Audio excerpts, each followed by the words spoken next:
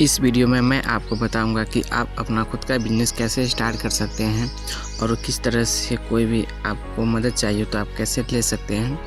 तो इसके लिए एक ऐप आता है जिसका नाम है स्टार्टअप वाला। ये आपको प्ले स्टोर पे मिल जाएगा, इसे आप डाउनलोड कर सकते हैं। डाउनलोड करने के बाद इसका इंटरफेस इस तरह से रहेगा। इसका इंटरफेस इसमें से आप देख सकते हैं, जैसे कि आपको अगर स्टार्ट बिजनेस करना है या फिर प्रोटेक्ट बिजनेस, मैनेज बिजनेस, यहाँ पे आप बिजनेस का आप अपना देख सकते हैं कि कौन सा आपको बिजनेस लेना है, प्राइवेट कंपनी या फिर सोल प्रोप्राइटरशिप, कोई भी आप कंपनी इसमें देख सकते हैं और उसका कितना फीस है ये भी आप देख सकते हैं। जैसे कि ये रहा प्राइवेट लिमिटेड कंपनी, तो इसमें आपको कौन कौन सा बेनिफिट्स मिलेंगे और वो किस तरह से आपको सिक्योरिटी देंगे। फिर यहाँ पर भी आप देख सकते हैं कि इसमें कौन कौन सा सर्विसेज अवेलेबल है।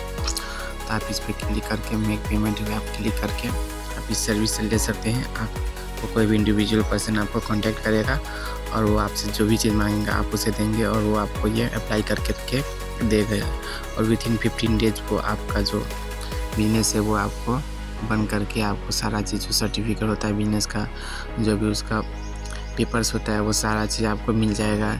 DIN number, pan card, bank detail, सारा चीज़ आपको जो बिजनेस से रिलेटेड है वो आपको मेल कर दिया जाएगा।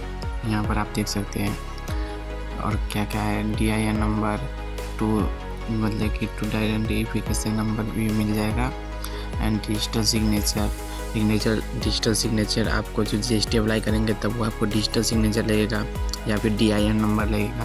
तो ये आप कर सकते हैं। यहाँ से पेमेंट करके आप उसे बता सकते हैं कि कितना आपको कौन सा बिजनेस चाहिए।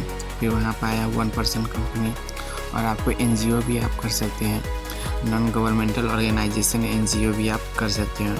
जैसे कि आपको कोई चैरिटी फंड है या फिर कोई आप अपने आसपास के लिए चला रहे हैं, जैसे कि कोई कम्युनिटी से रिलेटेड, हेल्प से रिलेटेड, कोई भी अगर फ्लड आ गया या फिर कोई आपदा आ गया तो उससे रिलेटेड भी आप इसमें बिजनेस को स्टार्ट कर सकते हैं। NGO का भी वो रजिस्ट्रेशन होता है, उसका कुछ फ़ीस लगता है। तो यहाँ से आप देख करके कितना फ़ीस लगेगा वहाँ से आप कर सकते हैं और चाहे तो इसमें और भी कुछ हेल्प आप ले सकते हैं। और NGO अगर एक बार कंपनी बन गया तो फिर आप इसमें कितना पैसा कमाएंगे इसका कोई अंदाज़ा नहीं रहता है।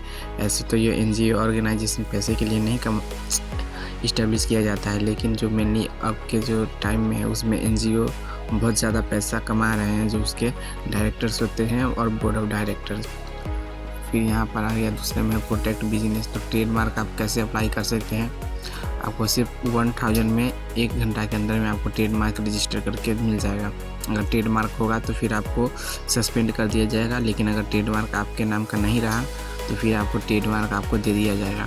तो ट्रेडमार्क आपको किस तरह से आपको बिजनेस को प्रोटेक्ट करता है, मतलब कि अगर आप कोई भी चीज़ अगर आप खुद का बना रहे हैं, कोई भी बिजनेस हो, शॉप हो और आपका शॉप का नेम हो जो होगा वो उसको प्रोटेक्ट करता है। कोई भी अदर पर्सन उस नेम को यूज नहीं कर सकता है।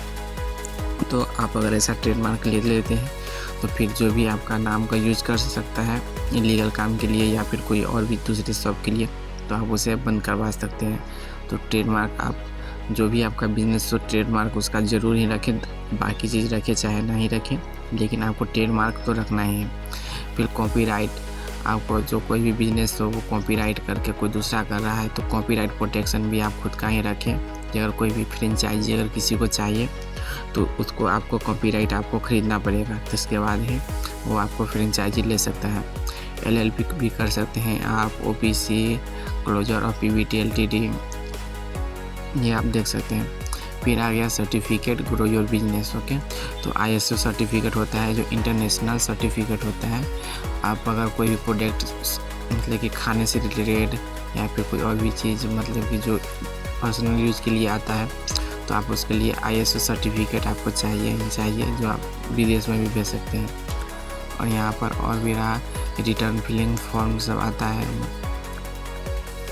यहाँ पर देखिए ISO सर्टिफिकेट इतना में आपको 5 साल के अंदर में आपको ISO सर्टिफिकेट मिल रहा है, जो आप अगर ऐसे ही कराएंगे तो आपको बहुत महंगा पड़ेगा, लेकिन इसमें आप सस्ता ले सकते हैं। फिर ग्रो योर बिजनेस में जा करके आप ट्रेडमार्क को सेल भी कर सकते हैं। इस ट्रेडमार्क 1 साल के लिए ही रहता है, 2 साल के लिए, 5 साल के लिए रहता है, तो आप उसको आप रिन्यू भी कर सकते हैं।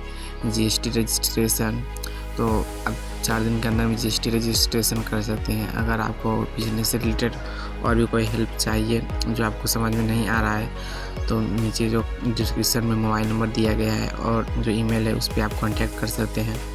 हमारी टीम आपसे संपर्क करेगी और आपको पूरे डिटेल्स में बताएगी कैसे आप उस पर कर सकते हैं और इसका कोई चार्जेस नहीं है। तो आप ऐसा आपको अगर चाहिए सर्विसेज तो आप कमेंट कर सकते हैं। यहाँ पे जो मोबाइल नंबर दिया गया है आप उस पर व्हाट्सएप पे डायरेक्ट आप DM कर सकते हैं।